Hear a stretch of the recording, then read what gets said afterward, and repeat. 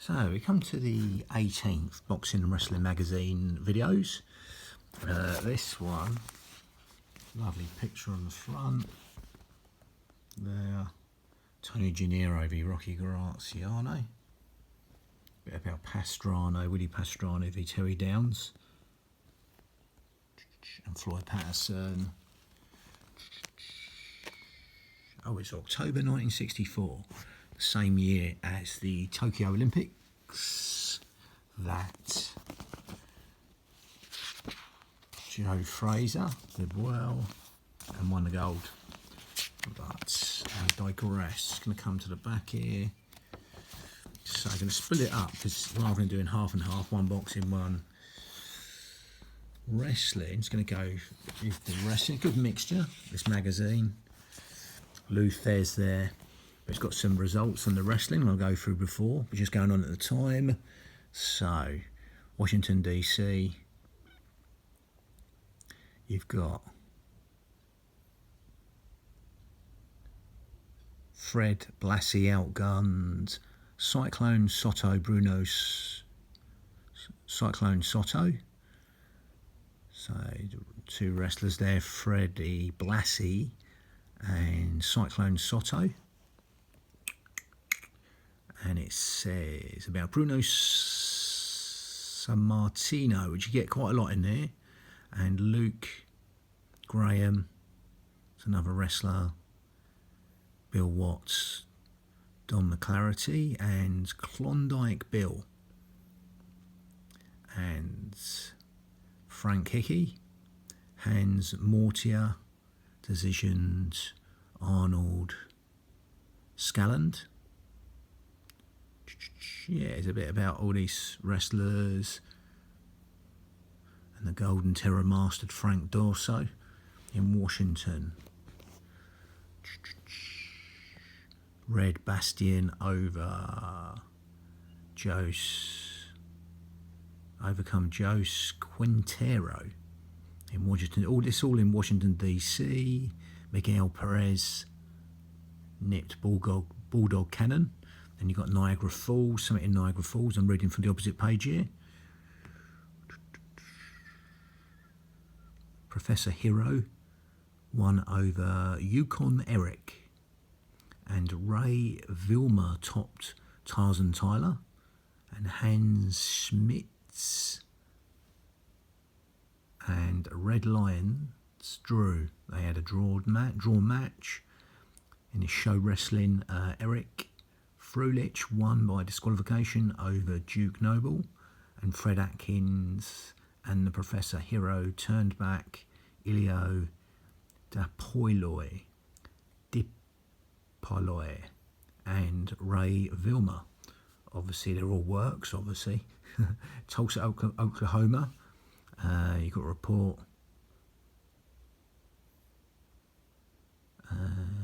Al Lovelock, wrestler, and Mike Gallagher drew. A lot of draws there for some reason, some weird reason.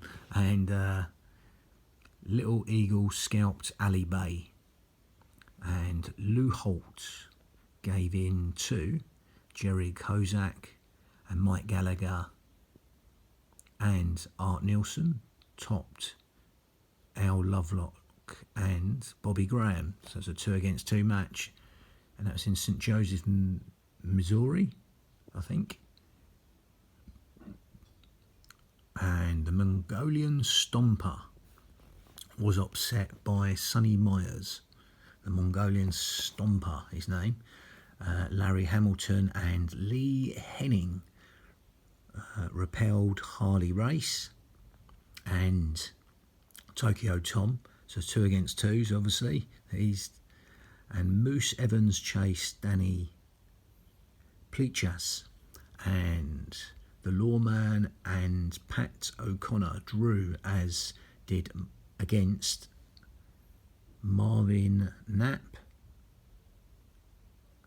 and Tom Polos.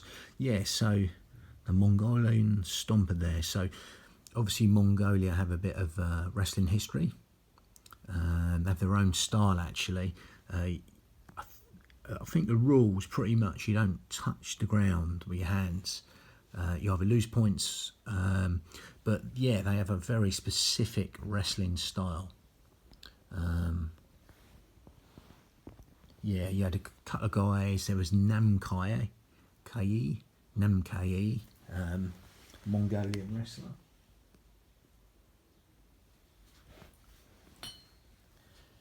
And he was a Tibetan monk, one of the best. And there was Quarling, it's Khoorling, Quarling, Bayan monk. He won numerous Mongolian titles and got a silver at one of the Olympics. Yeah, and they have quite a specific, they have like something like an eagle dance at the beginning of their style of wrestling. That's real wrestling, the Mongolian wrestling.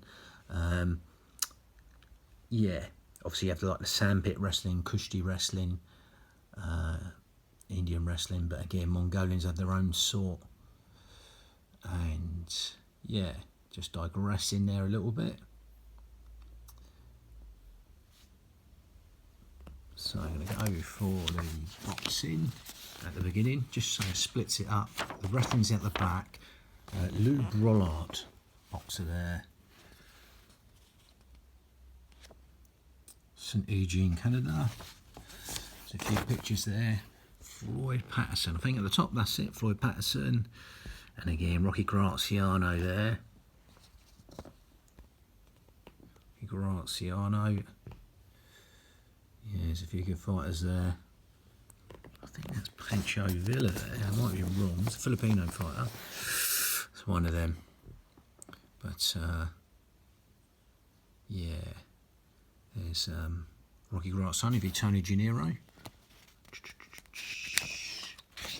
But yeah, but on Floyd Patterson, the only man to regain the, sorry, not the only man, the first man to regain the heavyweight title against the same guy. He lost it off as well. Ingemar Johansson had 3 fights, a trilogy fights. In one of them fights, the mandatory 8 count come in. Bit of historical value there. And Patterson was a little bit of a small heavyweight, but he was a Customato trained fighter, adopted just like Mike Tyson, fought out the peekaboo style. But again, there wasn't no cruiserweights then. He won the middleweight Olympics. He won the middleweight, and no, that was the year before Clay, so that was 1956, I'm sure, Melbourne. I know 1952's Helsinki. I'm sure it's 56, tallying up. But again, he won the Olympic gold medal. But he moved up the weights. He started in light heavy. He kept him at light heavy for a while. Customato then moved him up. But fast, one of the fastest fighters you see. Youngest heavyweight champion ever until Mike Tyson beat that. And first man to regain it back. But there's one of his fights with Ingemar Johansson. They called his right hand Ingo's Bingo. He beat Eddie Machen in Sweden. Bit of an unfair way, he hit him on the floor, but hey ho. Bit about Gregorio Peralta, who fought George Foreman.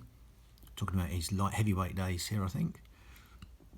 Duck Jones, who was the last fight before Clay at the time, not Ali, till we changed his name. It was Clay. Cassius Clay fought Sonny Liston. But in the second fight, he changed his name. But again, Duck Jones, a bit about Duck Jones there. Gene Tunney, who beat Dempsey twice at the end of his reign, over 10 rounds. Trained by running backwards. And that really helped his footwork. Beat Dempsey. Obviously, there's the Battle of Long Count in one of them fights. I think that was a second, I'm sure. Carlos Ortiz, cracking lightweight champ. A bit about Chuck Davey.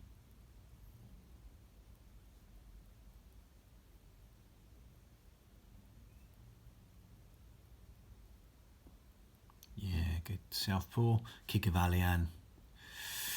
But again, what are we on here now? So with Jose Gonzalez against Dick Tiger.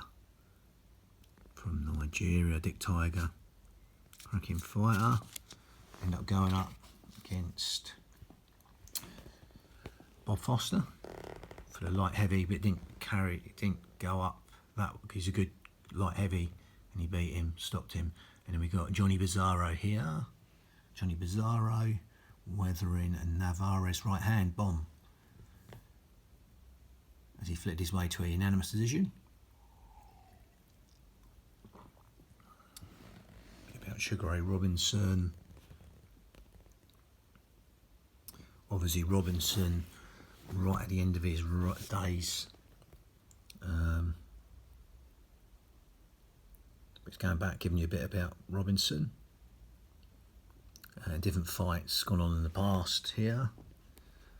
Cleveland Williams, 4th round against Sonny Banks.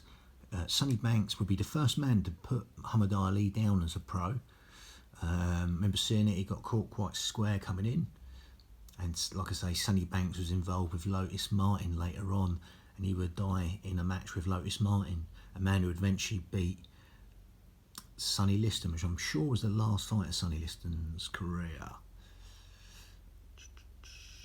Or was it Mac Foster? One of the two. But I know, yeah. Cool. So, I'm going to take this over. And there's a bit for your own ratings there. If you want to rate the fighters, you can write that in. Few ratings here. I'm going to probably leave it on that one. So that's the 18th Boxing and Wrestling History videos. Bang.